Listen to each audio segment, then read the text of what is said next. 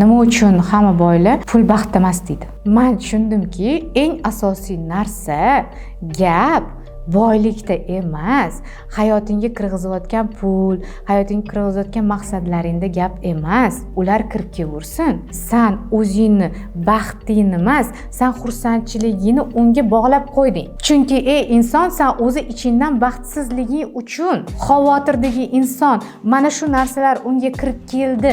Kirib kelsang baxtli bo'lasan deydi. U kirib keldi, u ishonib qo'ydi, lekin u yeb qo'ydi. Kirib keldi, lekin u xavotiringni ishlagin deyilmadi-da unga. Unga aytilindiki, mana ko'rib qo'y, mana televizorga qara, Instagram hozir bu televizor. Instagramga qara, mana ko'ryapsanmi, hamma katta chiroyli narsalarni xursand qilib, yig'lab ko'rsatib, sizlarga aqlliga, psixikaliga ko'rsatib berishyapti-da shu narsani. Mana shunday narsalarni olsang, seni yuzingda tabassum bo'ladi. Sen xotin baxtli bo'lasan, taxtli bo'lasan, bolalaring baxtli bo'ladi deb ko'rsatyapti-da, lekin o'shani orqasida fonoviy xavotir haqida ko'rsatilyapti-da, stressini ko'rsatmayapti. Ya'ni bu deganiki, inson o'zini stressini, minus tomonini shu orqali yopishni xohlayotganligi haqida gapirilmayapti, lekin har bitta inson buni his qilyapti. O'shaning uchun baxt pulda emas deyapti. U fonoviy ichidagi stress holatini faqat shu narsani olganda tushunadi.